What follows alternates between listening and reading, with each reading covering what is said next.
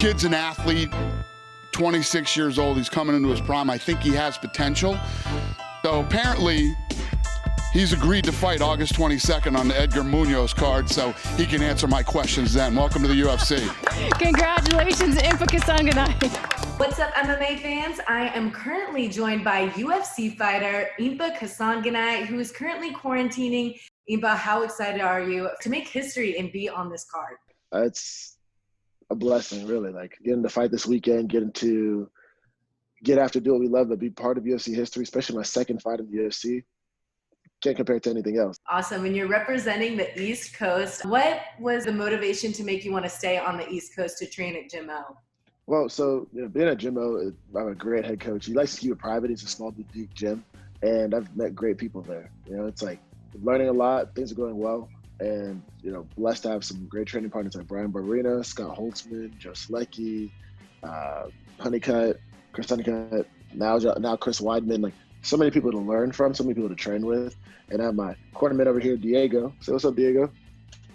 And he's helped me out a bunch. So the team that we have there is high quality, and we're all close to each other. I'm close to my family, and nothing like North Carolina in the summer. California is beautiful though, and that'd be a place to live for sure.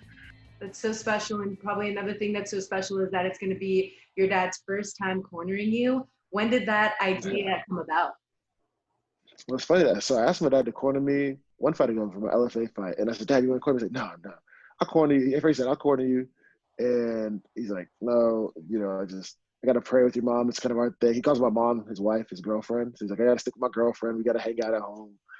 Before I was even in the UFC, we were watching the first Fight Island series. Like, it was Calvin Kattar fight versus Danny Gay. And I said, man, how awesome would it be to be in the UFC? And how awesome would it be to fight on Fight Island? I mean, I pray that when I'm in the UFC, that I get to fight on Fight Island. I didn't even have my second Contender Series offer yet. My dad goes, man, if you go out there, I'm going with you. I'll corner you. I'm like, you say that, but will you come with me? And this trip, him being here has elevated every single fight trip. Like, he got to get interviewed by UFC Arabia. He sat with me on my media today. They've been honoring, people have been coming up to him saying, "Oh, we're so glad to have you here." He feels so special, like tears to my eyes, tears to his eyes. Like, it's a lot of fun having him out here. And, he's my hero. He's my best friend. So, just having him here, it just means a lot. He's sending so many pictures in the family group chat. It's so funny, but he's having the time of his life. That's amazing. And it's honestly so inspirational that you're 26 and you had a background in accounting. As a 22-year-old trying to figure out what I'm doing with my life, what advice do you give? You have your passions and you have the safe route. When were you able to make that decision that you want to go on the professional fighting route? So I respect you for definitely doing it. That's awesome. It's funny. I had a podcast with Brian Barberina. He had his own podcast. We were talking about that. And the second I started fighting, I decided to do what I love to do. I knew I was going to do this for the rest of my life. I have to do this.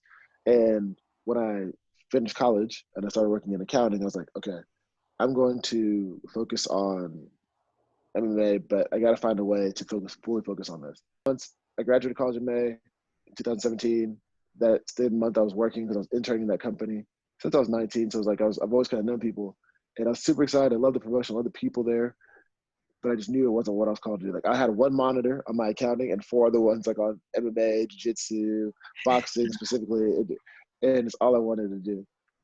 So I was like, you know what? If I'm not allowed to train, I'm not going to do this. So I prayed, and I decided I left the job pretty much and focused on my career. Because at your age, I was 23 when that happened. I don't ever want to sit back and think I can be an accountant any day. I can do this. But if you give your all to something and you fully commit to it and be consistent, I believe anything will work out, with faith.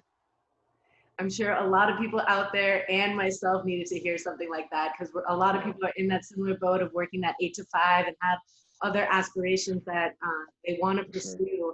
But you talked a little bit about Bam Bam. I want to get a little bit of the background story about how your friendship began. Oh, shoot. So Brian and I became friends literally from the first day we started training. And one day he came to the gym, was looking for a gym, after he had foot surgery, looking for a gym. And we started training together. And the drill started I never forget it. 1-2 step back, 1-2, trying to pull somebody in. And he went, I went, and then we just started sparring pretty much. We're wait a minute. All right. Did we just become best friends? What? Did we just become best friends? Yep. I mean, just piecing me up and giving me the work. And then all of a sudden, at the end of training, we talked probably for another hour about his family, his life, like why he fights, what he's about, what his brand is now, his DCTB and his own podcast and his own brand and his own visions and things like that. When his family became my family loves him, my dad loves him. Him and my dad are actually rooming together this trip, and it's been a lot of fun. But our friendship started really from the first day we started training, three years ago now. It's been, a very special relationship in my life. I was also looking at the background of your nickname. Tell me if I'm pronouncing it right. Chilobo? Yep, Chilobo. Yep. You said it right. Look, hey, Congolese, sounding like a Congolese over there.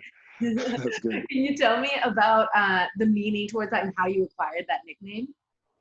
For sure, yeah. So the name, actually my dad gave it to me. His original language is Chiluba. He comes from the Democratic Republic of Congo, Central Africa. Both my parents do. And I'm the first person in my family born outside of the Congo.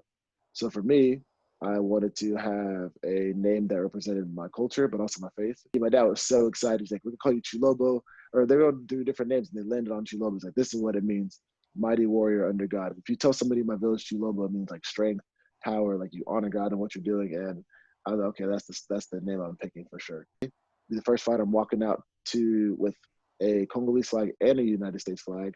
I usually have the Congolese flag early in my pro career. I love being American too. So my dad sewed it together. And it really is significant to me because when I came to Houston, we couldn't carry two flags. I said, either put it together. My dad is going to be the one sewing it. And he sewed it together because he really brought his family to America. He was the first person to leave. And, for him to put these two flags together, I wonder what it means for him. But for me, it also means a lot, like he did that. And it's the first fight I get to walk out with it. And he's walking out with me.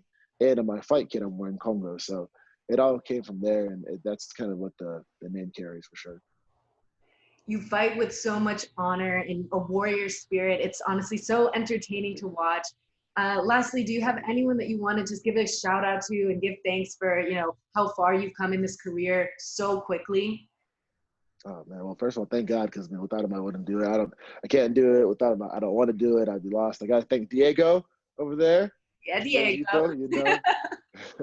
He has a great story too. Came to America when he was 18 by himself to build his life and to be a fighter, and he's an excellent kickboxer. But I transitioned to MMA, which has been my prayer.